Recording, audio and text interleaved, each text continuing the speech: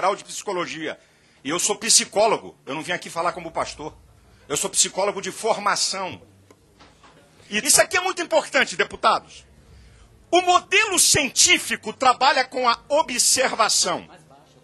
Aí manda baixar o som. Aí não é você, deputado, que vai dizer a altura que eu falo. Por favor, por favor. Nem eu vou dizer para você a altura que você fala. Brincadeira, E ó, por favor, senhor presidente. E outra. Silêncio. Por favor. Senhor presidente, Por favor. o senhor... Olha aqui. Eu não quero... Por favor. Eu tô com a palavra, deputado. Por favor. A palavra é minha. Por favor. A palavra é minha. Minuto. Eu fiquei surpreso com a presença das pessoas nessa audiência, dessa audiência tão numerosa.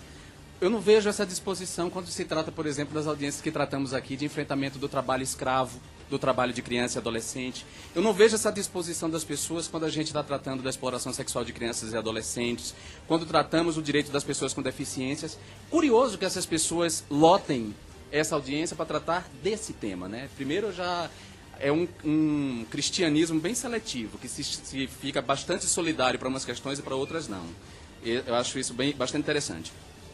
Eu procurei, na plataforma Lattes do CNPq, que reúne, né, os currículos dos cientistas do país, as pessoas que têm uma produção científica, publicação, eu procurei o currículo do pastor Silas Malafaia e procurei o currículo da psicóloga Marisa Lobo e não encontrei na plataforma Lattes.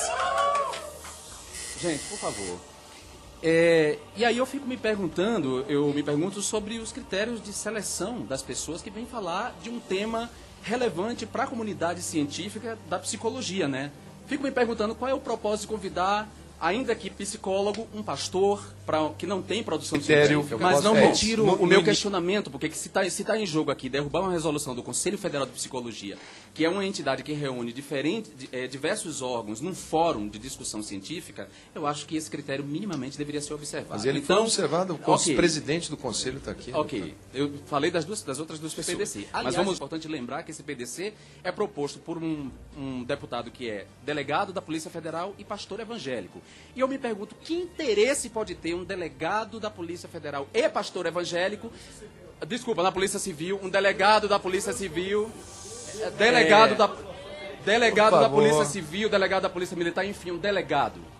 Eu me pergunto qual pode ser o interesse de um delegado e pastor evangélico em sustar uma resolução do Conselho Federal de Psicologia. Que interesse direto pode ter? E em nome de que interesses essa pessoa está propondo esse PDC?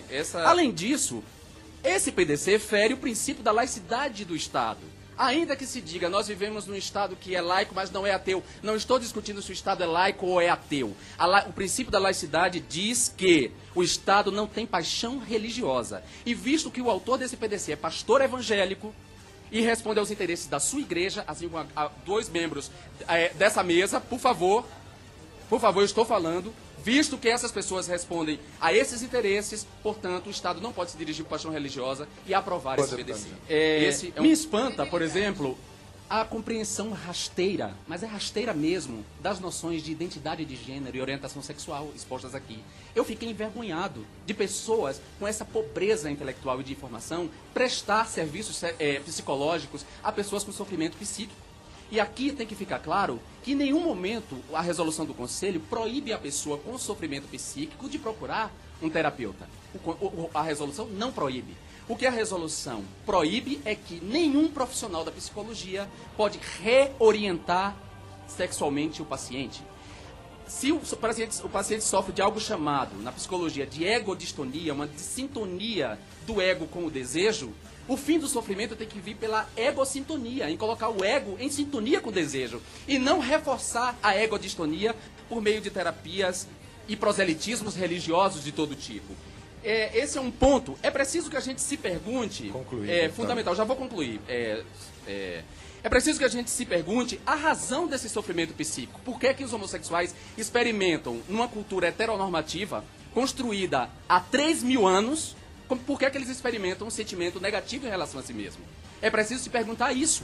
E qualquer terapêutica tem que fazer o homossexual passar da vergonha para o orgulho. E não reforçar a vergonha, mesmo com casamentos casamentos aparentes e felicidade aparente, construída e sustentada por um discurso religioso. Isso é que é fundamental. Então, esse PDC, além de inconstitucional, ele tem um problema ético.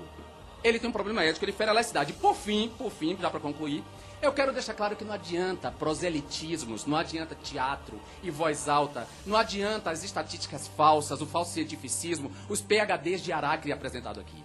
Eu sou homossexual assumido, nunca fui abusado, meu pai tem orgulho de mim, minha mãe tem orgulho de mim, sou deputado federal, ocupo a vaga aqui nessa mesa, represento a população homossexual e, portanto, sou um homem de sucesso. Não há discurso que negue isso. Me desculpem.